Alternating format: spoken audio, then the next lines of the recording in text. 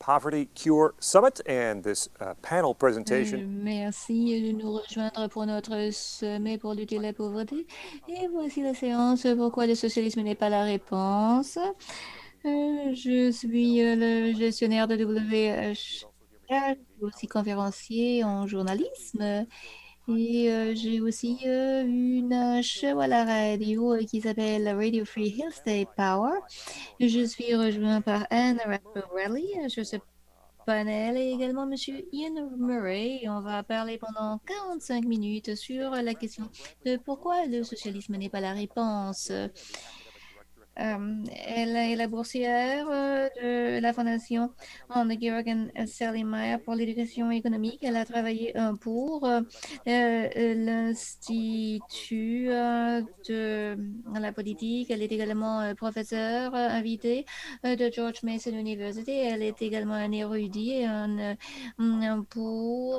le Centre Bernard pour politique et elle vous donne une perspective chrétienne. Elle a aussi écrit différents livres, par exemple Soyez féconds et multipliez-vous. Pourquoi c'est très important pour faire des décisions qui plaisent à Dieu. Merci de m'avoir ici.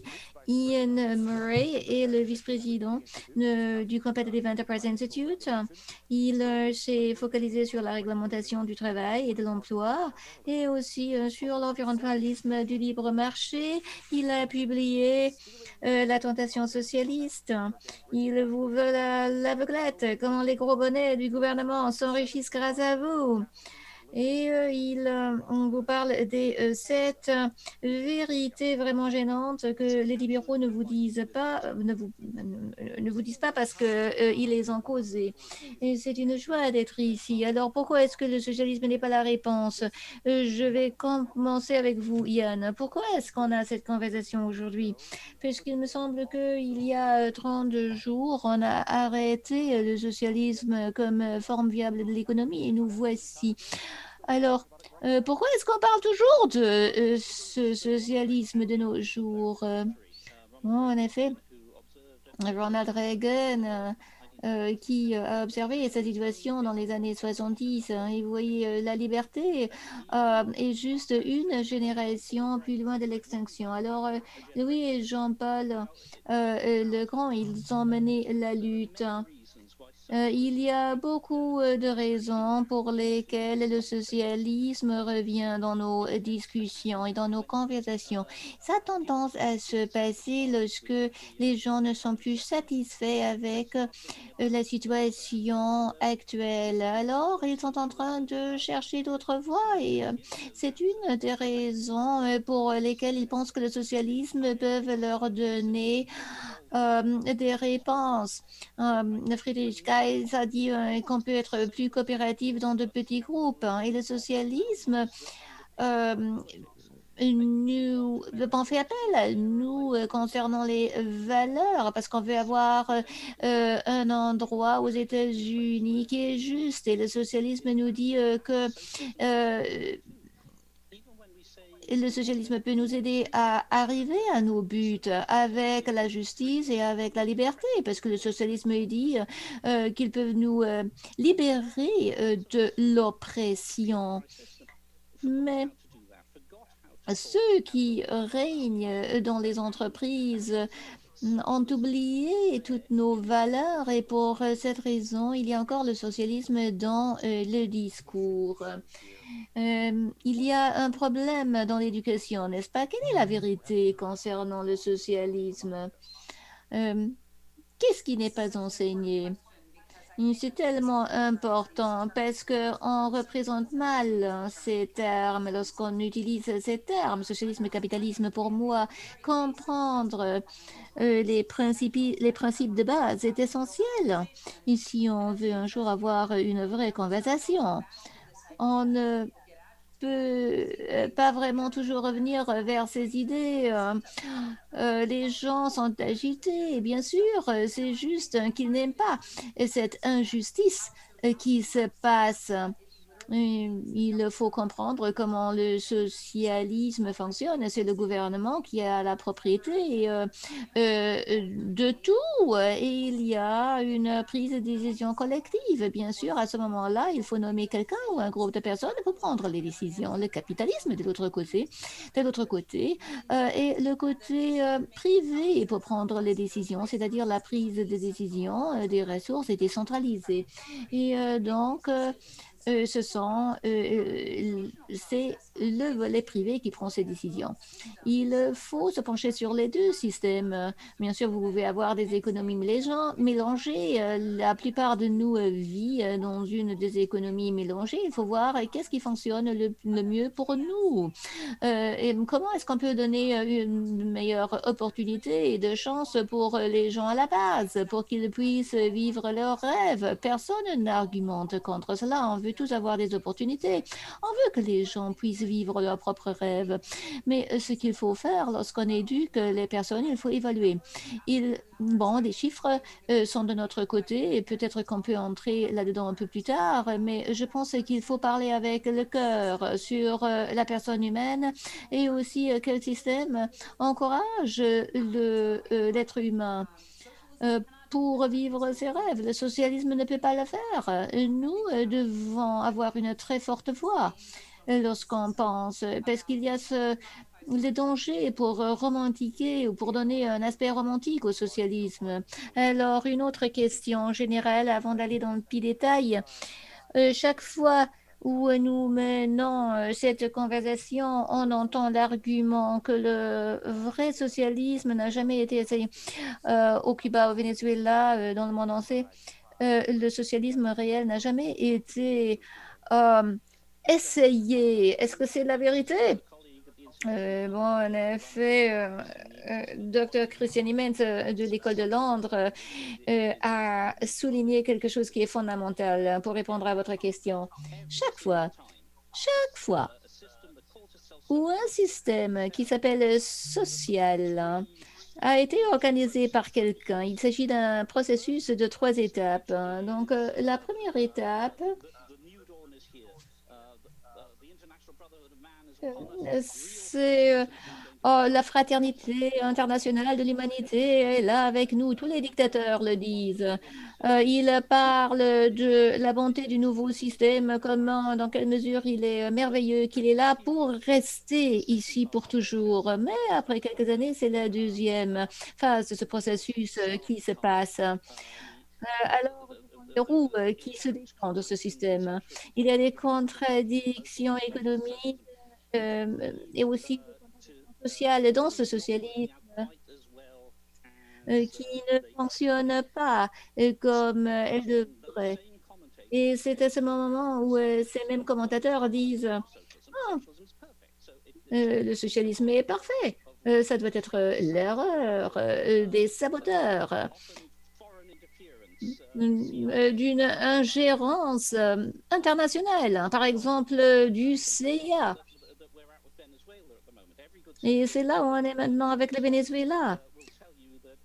Chacun donc, qui vit dans un pays où le socialisme est sous assaut, alors ces gens-là vous disent, bon, tout allait bien au Venezuela lorsqu'il n'y avait pas l'étranger qui s'immisce hein, dans les affaires. Hein. Et puis, même lorsqu'il y a des milliers de morts, les mêmes commentateurs qui félicitent hein, le nouvel âge disent, oh, mais c'était pas le vrai socialisme, ça. Chaque fois, dans chaque instance. Et Christian l'avait bien documenté. Ce processus s'est passé comme ça. Christian Nimitz nous a bien souligné que le socialisme sort comme ça de la prison. Vous ne pouvez jamais faire un lien entre les horreurs du passé et avec le socialisme lorsqu'on libère le socialisme de ses horreurs. Lorsqu'on dit, bon, mais le vrai socialisme n'a jamais été essayé dans n'importe quel endroit du monde. Le socialisme a des politiques qu'ils veulent suivre. On peut regarder comment ces politiques ont été suivies. Et puis, on peut dire aux désastres, aux catastrophes réelles qui se sont passées à cause de ce socialisme. Et il y a une question d'un participant de cette séance lorsqu'on parle des définitions. Euh, la Norvège, la Suède, ces pays scandinaves, là, on parle beaucoup du côté gauche et des politiques sociales, hein. Et, ça fonctionne dans ces pays. Ce sont des pays démocratiques, sociaux. Est-ce que ce sont des justes définitions qu'on utilise lorsqu'on parle de la Scandinavie? Non, pas du tout. Je pense qu'il faut arrêter immédiatement là. C'est une mauvaise représentation de prendre la Suède ou le Danemark ou la Finlande, c'est-à-dire les pays du Nord, les pays scandinaves, le modèle du Nord, et de décrire ces pays comme socialisme démocratique. C'est pas juste. Le socialisme, c'est la propriété collective des moyens de production qui requièrent des technocrates, hein, et ils font des décisions concernant l'utilisation des ressources et puis ça doit être obligatoire. Il leur faut la force, la puissance. Ils disent, voilà, vous devez être un agriculteur, vous un ingénieur, etc., etc. Et puis ils le font marcher comme ça. Et je pense qu'il faut se pencher sur la liberté économique et les indices de la liberté économique. Parce que comme ça, vous pouvez mesurer le type d'environnement institutionnel, hein, de ces pays. Et ces pays sont en haut de l'indice économique de liberté. Il y a beaucoup de pays qui ont une redistribution. Bon, c'est une démocratie. Là, on peut avoir une conversation si c'est une bonne idée ou pas une bonne idée. Est-ce que cela nous donne davantage de redistribution et de prospérité pour tout le monde, mais ça, c'est une toute autre différence. Ce ne sont pas des modèles de socialisme moderne, c'est pas juste. Ce ne sont pas des économies socialistes. Euh, Lorsqu'on utilise cette terminologie pour décrire ces pays, cela fait du mal, cela induit en confusion les gens concernant la définition du socialisme. Donc, pour dire on devrait être comme le Danemark, ça ne veut pas dire qu'il faut être plus socialiste. Mais non, il faut déballer ces définitions et c'est pas approprié de caractériser les pays tels quels. Et puis, il y a cette allusion des fois que le socialisme est démocratique, que ça provient du peuple. Mais il faut toute cette série de bureaucrates qui doivent se servir de la force pour renforcer les politiques. Est-ce qu'il y a une autre manière de le faire dans ce socialisme? Bon, je pense que oui, que ça existe. Un des volets du socialisme démocratique est l'idée que l'économie entière est sous le contrôle du peuple. Ça prend un moment pour se concentrer là-dessus, mais le peuple ne peut pas décider de chaque aspect de l'économie ou des millions de transactions qui se passent tous les jours. Alors, ils doivent déléguer cette puissance et vers qui? Mais vers les commissaires, vers les bureaucrates, vers les technocrates, hein. Et ces commissaires deviennent ultimement, en effet très rapidement, une nouvelle classe qui règne. Alors, cette idée que le socialisme peut être démocratique n'est pas juste. Et parce qu'il faut voir comment le socialisme fonctionne en pratique.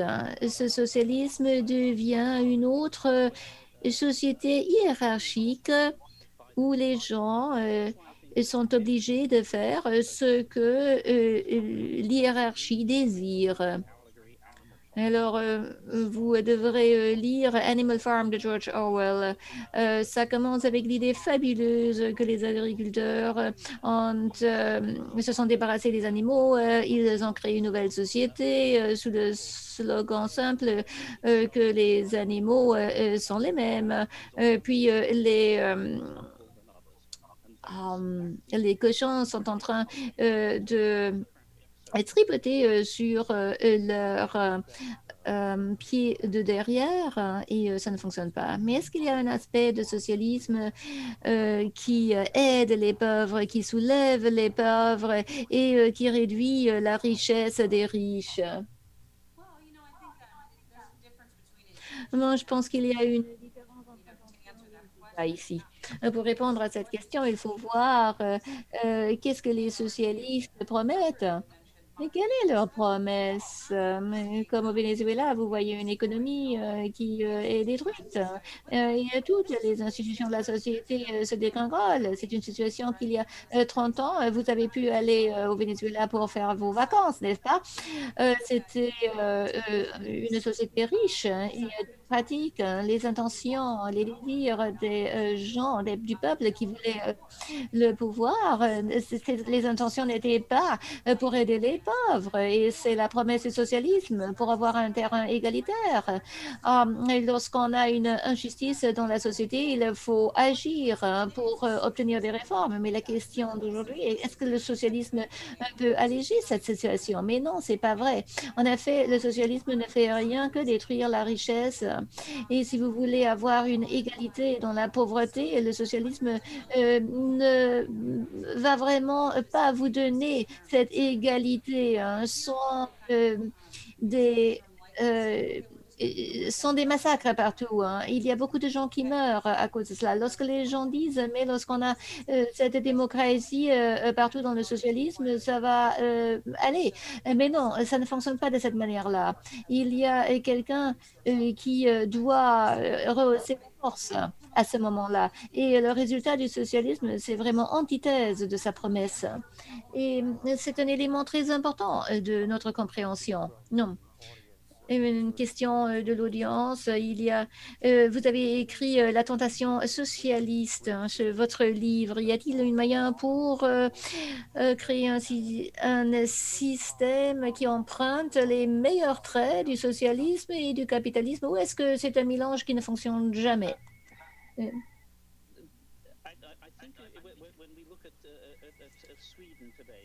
Et lorsqu'on se penche sur la Suède aujourd'hui, c'est un exemple où ils ont essayé de le faire. Il est important de reconnaître que lorsqu'on parle de la Suède, on reconnaît que la Suède était un pays socialiste démocratique. Ils ont nationalisé beaucoup de choses. Et puis, ils se sont écartés dans les années 70 et 80. Ils se sont rendus compte euh, que les impôts énormes et les réglementations énormes ont tué l'innovation, la modernisation dans la société. Ça, les gens quittaient la Suède pour aller outre-mer. Alors, ils ont fait un recul. Ils ont supprimé ce contrôle de l'économie et ils ont gardé un état de providence bien géré. Alors là, il y a une tentative pour faire quelque chose comme ça. Mais même dans ce cas-là, il y a deux éléments qu'il faut bien prendre en compte. Premièrement, un état de providence vient avec un coût très élevé, c'est-à-dire que les personnes de la classe moyenne aux États-Unis, des taux d'impôt très, très élevés pour payer pour cet état de providence. Lorsque vous écoutez les démocrates, socialistes aux États-Unis, alors vous pensez qu'on peut aussi avoir des industries nationalisées avec l'imposition des très riches. Mais c'est pas possible. La Suède, le Danemark et les autres pays scandinaves, là, vous voyez que c'est pas le cas. Au Danemark, par exemple, l'imposition sur une nouvelle voiture et double le prix de la voiture, donc 200% d'impôt sur une nouvelle voiture. Il faut donc reconnaître, lorsque vous voulez mélanger les deux systèmes, alors le citoyen doit payer un coût très, très élevé. Et lorsque vous regardez la Suède, également, il réglemente le pays, mais c'est pas beaucoup plus réglementé que les États-Unis. Pour cette raison, j'ai parlé de l'indice de la liberté économique, hein. Pour la Suède, c'est à peu près la même chose que pour les États-Unis, parce qu'en dépit de la grande imposition, ils ont une moindre réglementation. Par exemple, vous avez le choix pour aller à l'école où vous voulez. Ils ont privatisé une partie de leur système de sécurité sociale, toute sa déréglementation et le gouvernement qui sort de l'économie, qui quitte l'économie. là, c'est pas, cela ne tombe pas dans la même catégorie ce que les Américains socialistes démocrates hein, disent que c'est. Alors, il y a des implications et qui suggèrent les Américains socialistes, hein, ils parlent de quelque chose qui est tout à fait différent de ce que nous voyons en Suède ou au Danemark. Alors, j'ai écouté une conférence de vous récemment et vous avez dit on devrait promouvoir un système qui encourage le service des étrangers, pas un établissement, un troublement. Est-ce que c'est le libre marché qui encourage le dernier? Non, l'ancien. Ah, je pense que c'est une bonne question. Le marché libre, je pense que la puissance dans ce libre marché, c'est pas un unicorne, c'est pas magique, c'est pas parfait. Alors, il faut être très franc. Ce sont des institutions et qui sont composées d'êtres humains. Pas. C'est une chose super bien, mais c'est aussi quelque chose qui devrait nous inquiéter. Et je reviens à Smith. Et c'est la raison pour laquelle Smith a un héritage comme penseur formidable des premiers jours de l'économie. Il a compris les gens comme ils sont, comme ils se présentent. Il a dit, nous devons prendre les gens et la société tels qu'ils sont, pas comme nous voulons qu'ils soient. Alors, vous ne pouvez avoir cet altruiste qui donne tout le temps, ou une politique, ou un leader qui transforme les gens dans quelque chose qu'ils ne peuvent jamais être. Mais Smith a vu qu'avec le bon ensemble d'institutions, vous pouvez induire. Et lui, il a parlé de l'homme ordinaire, du comportement ordinaire, pas lorsque vous avez la meilleure journée, mais dans une journée tout à fait normale dans votre vie. Quels sont les incentives? Comment est-ce que vous voulez servir et desservir les étrangers? Et donc, c'est l'entrepreneuriat dans une société avec beaucoup de liberté. Qu'est-ce que cela veut dire? Ça veut dire que les géants de l'industrie doivent résoudre les problèmes de leurs clients, n'est-ce pas? Ce sont des incentives qui sont imbriqués dans le système de l'économie de marché. Donc, ils nous prennent, nous, les citoyens ordinaires qui font beaucoup d'erreurs, on peut nous corrompre, mais alors on prend tout cela et on les induit de faire de meilleures choses. Le socialisme, et de nouveau, tout revient aux motivations. Les motivations sont juste l'opposé. C'est un peu comment devenir quelqu'un de l'intérieur de ce système, parce que c'est seulement comme ça que vous pouvez protéger vous et votre système et de vivre sur un pied très large lorsque vous faites partie de cette machine bureaucrate. Euh, ouais, voilà, le matin, lorsque vous vous réveillez, vous voyez mes voisins ont des problèmes et moi, je suis payée lorsque je montre et j'aide ces gens à résoudre les problèmes. Donc, l'exploitation, le socialisme n'aide pas à remédier cela parce que le socialisme, ça veut dire l'exploitation de votre voisin et pas l'aide. Une question de quelqu'un du Venezuela. Alors, on va commencer avec vous. On prend un exemple du monde réel. Le Venezuela, qui était un pays très riche où le socialisme est arrivé. Et est-ce que vous pouvez nous dire comment le socialisme a négativement affecté ce pays d'une manière culturelle, religieuse, et économique, bien sûr? Bon, fondamentalement, cela affecte les gens au niveau de subsistance. Le Venezuela a emprunté une voie, la même voie de l'Union soviétique, de la Chine, du Cambodge. C'est l'abrogation des droits de propriété et des titres des terres. Lorsque vous faites cela, vous immiscez dans la manière dont on peut s'alimenter. Au Venezuela, maintenant, il parle du régime diététique Maduro, parce que les gens qui vivent n'ont plus rien à manger, sont affamés, n'ont même pas les moyens de base de subsistance. Donc la base est tout à fait menacée. Comme Toby Young, le contrarien, elle a dit au Royaume-Uni, on parle toujours de la Brotherhood of Man et puis ils n'ont plus rien à manger. Et cette confrérie. Ah oui, ce sont et de très bons exemples. On a fait des exemples tragiques. Et cela, j'ajoute à ce que Ian vient de dire. Le Venezuela est une tragédie anthropique qui était évitable, tout à fait évitable. Et c'est pour cette raison-là il faut faire les choses de la bonne manière. Revenons à et la liberté économique. Il y a quelques années, le Venezuela était dans la première tranche. En effet, c'était le premier pays en Amérique latine et maintenant, pour chaque indice, ils sont au dernier endroit. Alors, ça, c'est un accomplissement terrible. Et ce que vous voyez ici, vous voyez cette règle Maduro, n'est-ce pas? Vous ne pouvez pas aller à l'épicerie lorsque vous avez le jour libre parce qu'il y a des bandes criminelles qui sont là et qui vous menacent dans les rues. Et c'est comme si vous habitez dans une prison et vous ne pouvez pas vous échapper de cette prison. Euh, Évidemment, on voit des gens qui font tout ce qu'ils peuvent pour euh, pour sortir de cette situation. Bon, il y a des gens qui essayent et des membres de la famille qui envoient de l'argent aux membres au Venezuela, mais c'est un coût personnel hein, énorme et c'est là la vraie tragédie parce que les gens essayent de s'établir, de autre part, de quitter le pays. Bon, il faut rester optimiste parce qu'on peut toujours trouver une solution pour changer la donne.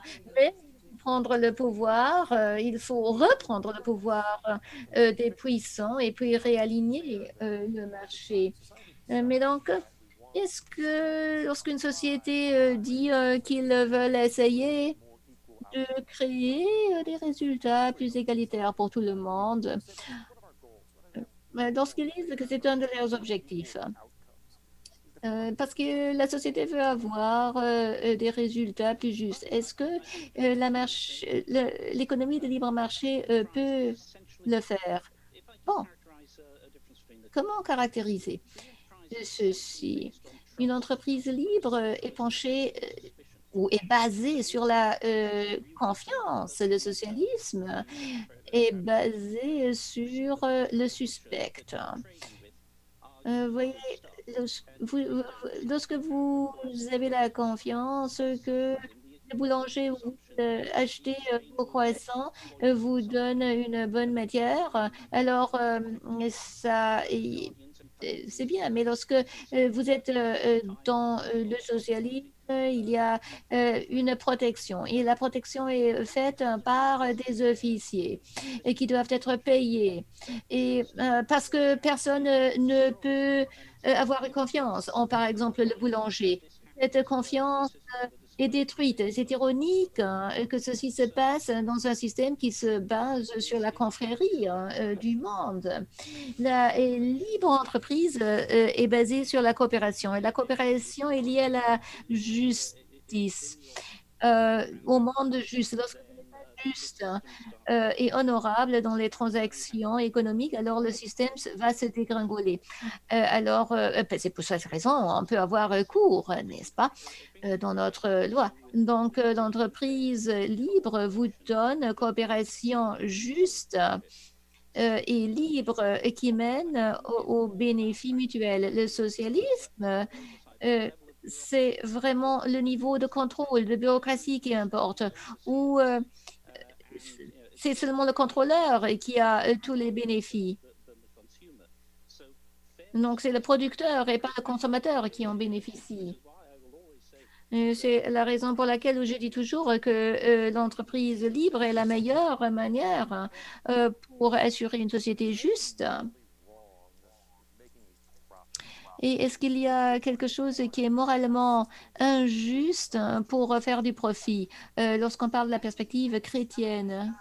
Bon, la question clé qu'il faut se poser, c'est comment dans les différentes sociétés gagne ce profit. C'est la nuance. Et comme Ian vient de le dire, dans une économie de marché libre, nous avons un degré très élevé de confiance qui émerge, ce qui est fascinant parce que vous travaillez toujours avec des étrangers lorsque vous allez à l'épicerie. Ou lorsque vous allez à Amazon, lorsque vous commandez une brosse à dents, vous n'avez aucun souci. C'est quelque chose de merveilleux. Donc, on a les incitations à la confiance dans un système capitaliste et on va gagner des bénéfices quand on sert quelqu'un d'autre. Et comme il y en a dit, nous avons recours à la loi, ce qui est essentiel. Donc, si on est arnaqué, si le vendeur est malhonnête, et dans le système de l'économie de marché, il n'y a pas l'assumption que les personnes sont parfaites. Non, mais on réduit la corruption.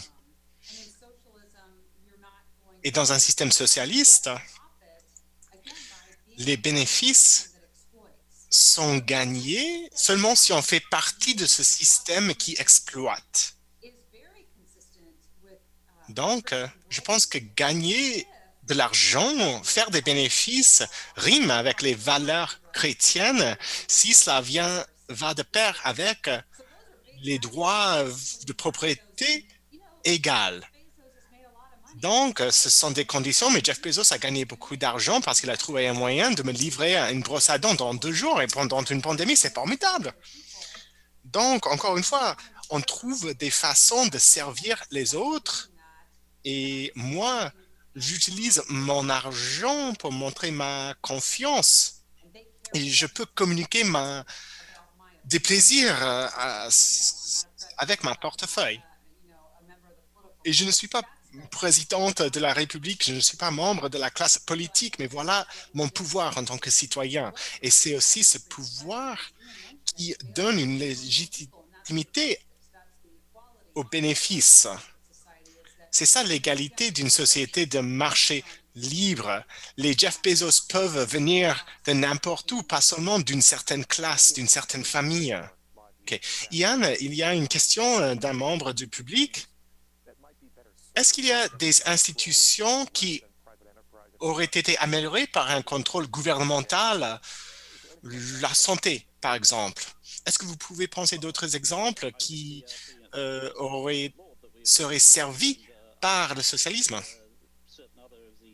Oui, les cours et d'autres institutions de la liberté ne font pas partie du processus des transactions économiques. Cela dit, quand on étudie les sujets tels que la santé, je viens du Royaume-Uni et nous étions un pays social-démocrate. Quand j'étais jeune, je devais aller au bureau du gaz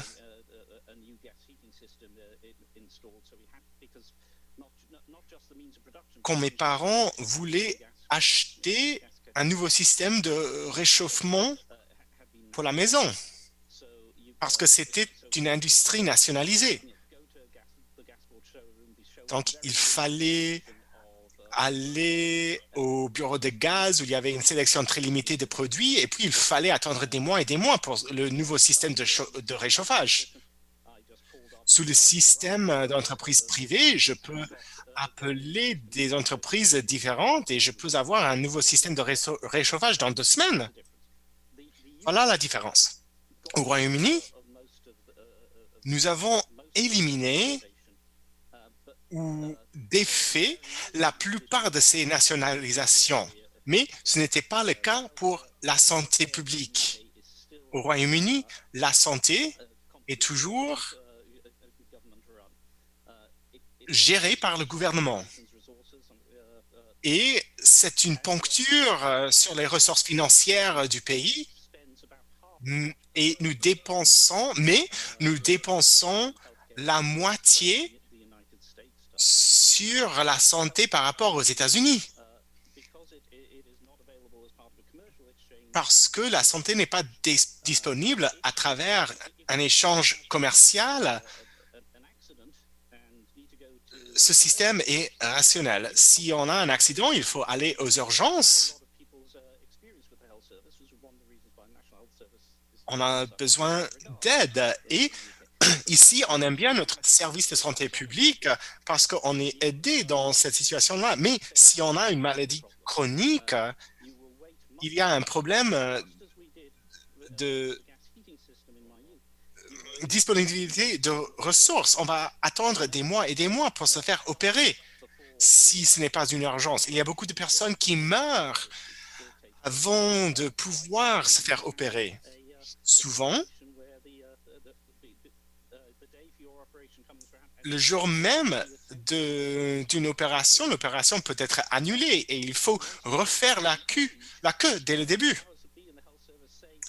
Quand on arrive à un certain âge, les pouvoirs du système de santé vont décider que cela ne vaut pas le coup de vous donner une place, de vous faire opérer. Ma mère a plus de 80 ans et elle a besoin de se faire opérer la hanche, mais d'après le système de santé, elle est trop âgée pour que cette opération vaille le coup. Donc, il va toujours y avoir des échanges comme ça, des équilibres. Mais voilà la question, est-ce qu'on peut accepter ces équilibres ou est-ce qu'ils ne sont pas acceptables? Donc, quant à la santé publique, il faut étudier les échanges, les points forts, les points faibles qui existent. Je n'ai pas les chiffres avec moi, mais au cours des 30 dernières années, nous avons vu la pauvreté extrême qui s'est beaucoup réduite au niveau mondial. Donc, pourquoi est-ce qu'on se focalise sur les intentions du socialisme et pas les résultats du système du marché libre? Oui, je suis d'accord. Je pense qu'il faut parler haut et fort de ce fait que nous avons beaucoup réduit la pauvreté, surtout au cours des 50 dernières années. Mais on peut aussi étudier la période des 250 dernières années. C'est une transformation incroyable. Avant 1750, il n'y avait aucune société qui expérimentait la croissance économique stable et durable sur le long terme. La plupart des personnes menaient des vies très difficiles. Mais grâce à beaucoup de facteurs, surtout la mondialisation, les gens sont de plus en plus riches, l'espérance de vie est de plus en plus longue, et ce sont des choses à fêter. Mais quand on parle aux gens, on pense que le monde va de pire en pire. Je vois la même chose chez mes étudiants. Si on fait un sondage, mes étudiants ne savent pas les chiffres, ne savent pas les tendances. Il y a beaucoup d'explications pour cela, mais il y a toujours ce biais de la négativité, où nous sommes attirés par les mauvaises nouvelles, les soucis. Il y a toujours beaucoup de personnes qui vivent dans la pauvreté extrême. Il y a toujours beaucoup de travail à faire. Mais pour répondre à l'autre volet de votre question, au niveau du socialisme, nous oublions toujours les bémols du socialisme, les catastrophes du socialisme, qui a été expérimenté dans beaucoup de pays différents. On a expérimenté avec la collectivisation des ressources. Et peut-être nous oublions le passé, nous oublions notre histoire, ou nous ignorons les raisons pour lesquelles ces expériments ont échoué. Il faut aussi responsabiliser les personnes qui font le plaidoyer pour le socialisme. Il faut les responsabiliser face à ces chiffres empiriques. Dans le XXe siècle, il y avait des discours intellectuels très impressionnants entre le socialisme et les souteneurs d'un grand gouvernement, mais on a aussi démontré que le socialisme ne marche pas parce qu'il n'a pas les mécanismes pour corriger ses fautes. Donc, tout comme Ian a dit avec la santé, dans mes cours, je dis souvent que si le gouvernement peut faire quelque chose, cela ne veut pas dire qu'il devrait le faire. Donc, qu'est-ce qu'un gouvernement devrait faire? Et on peut trouver ces réponses dans l'économie. Donc, nous pouvons fournir les services de santé à nos concitoyens, mais cela ne veut pas dire que c'est forcément une bonne idée. Donc, si on a un pays qui flirte avec le socialisme, peut-être le pays va se porter bien pendant assez longtemps, l'espérance de vie ne va pas dégringoler, mais si on change les institutions pour mieux les orienter sur le marché, ce pays va se porter encore mieux. Donc, voilà la question qu'il faut poser. Sous des conditions institutionnelles différentes, est-ce que ces services peuvent être fournis autrement? OK, Yann, une autre question pour vous d'un participant à New York. Est-ce que cette conversation n'est pas capitalisme contre socialisme? Est-ce que c'est plutôt une question d'aimer son voisin ou de ne pas aimer son voisin? Dans une société de marché libre, on est libre de ne pas aimer son voisin, par exemple. Oui, le socialisme nous parle au niveau de nos valeurs et c'est tout à fait cela qui est reflété dans cette question. Comme Anne disait, il y a toujours cette question de la moralité des bénéfices. Il ne faut pas, bien sûr, aimer l'argent. La Bible nous dit que l'amour de l'argent est la racine du mal. Et à travers des mauvaises traductions, cette idée est devenue l'idée que l'argent est la racine du mal.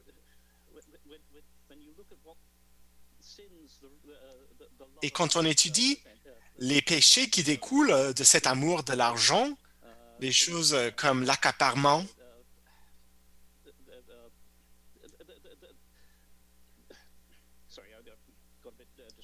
pardon, je suis désolé, j'étais un peu distrait, je vais reprendre. La différence est que l'amour de l'argent et la motivation par profit ne sont pas la même chose. Et il faut différencier entre les deux. Il faut faire la distinction entre l'amour des autres êtres humains et l'amour du soi, parce que ces deux choses peuvent travailler main dans la main pour créer un système de confiance mutuelle, un système dont je parlais au début. Il faut... L'amour de soi n'est pas l'égoïsme, forcément. Il y a d'autres choses qu'on devrait faire quand nous parlons du système d'entreprise libre. On ne devrait pas parler des tarifs, par exemple. Non, on devrait plutôt parler de comment ce système marche au niveau de l'individu, au niveau d'un quartier. Et c'est quelque chose que nous ne faisons pas. C'est quelque chose qu'on pourrait faire mieux. Il n'y a que quelques minutes qui nous restent, donc j'ai une dernière question à vous poser. Si on étudie les résultats de l'élection présidentielle aux États-Unis, le parti qui fait le plaidoyer de beaucoup de ces politiques socialistes a perdu son soutien dans des zones où il y avait des familles qui ont déjà expérimenté ce que c'est vivre sur un régime socialiste. Ces familles ont dit, ah, nous ne pouvons pas poursuivre ces idées socialistes. Est-ce que vous êtes encouragé par ce développement? Ou est-ce que nous voyons seulement le début de cette lutte? Anne, est-ce que vous voulez répondre d'abord?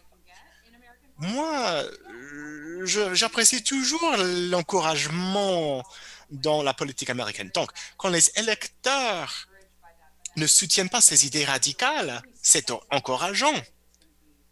Mais il faut aussi penser à comment on va s'insérer dans cette brèche. Il faut être stratégique. Je suis tout à fait d'accord qu'il n'y a personne qui se soucie du PIB quand elle va voter, par exemple. Ce ne sont que les économistes qui parlent du PIB. Le PIB est trop loin des vies quotidiennes des personnes normales.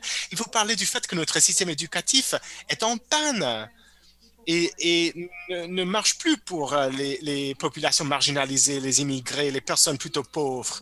Comment est-ce que nous pouvons résoudre ce problème? Et je pense que l'économie du marché a des solutions à proposer dans ce contexte. Et une conjoncture telle que la nôtre, les personnes sont ouvertes à ces suggestions. Donc, il faut être gracieux, mais je suis encouragé par cet abondament des idées radicales du socialisme dans le cadre de la politique américaine.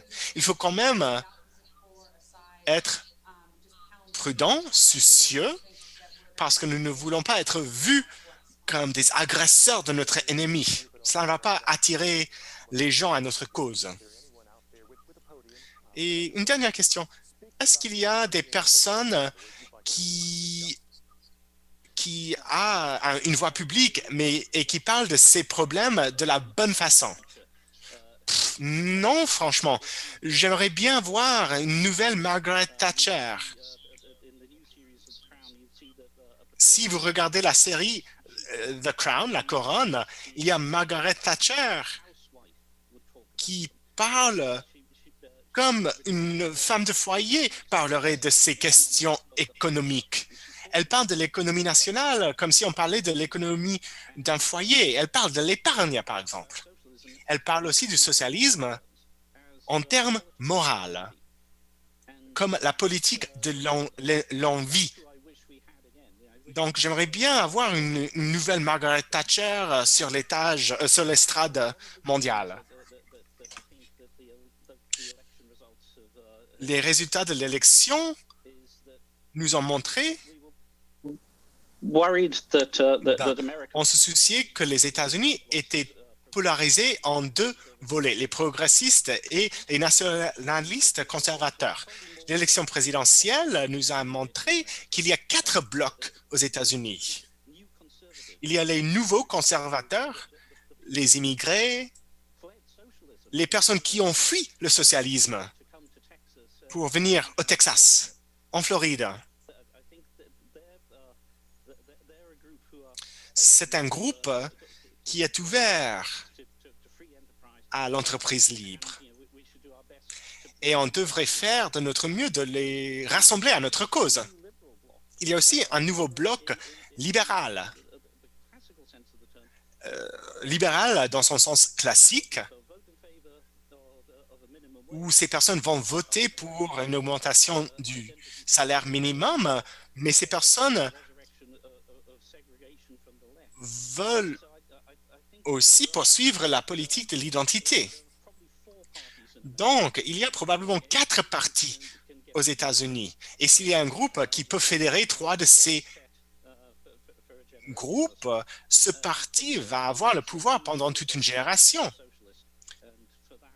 Mais seulement un de ces groupes est socialiste et je suis très content de ce fait. Yann, Anne, merci beaucoup pour votre participation et vos interventions. Merci beaucoup. Merci. Merci, c'était un plaisir. Je m'appelle Scott Bertrand. Merci beaucoup d'avoir été avec nous pour ce sommet sur la pauvreté.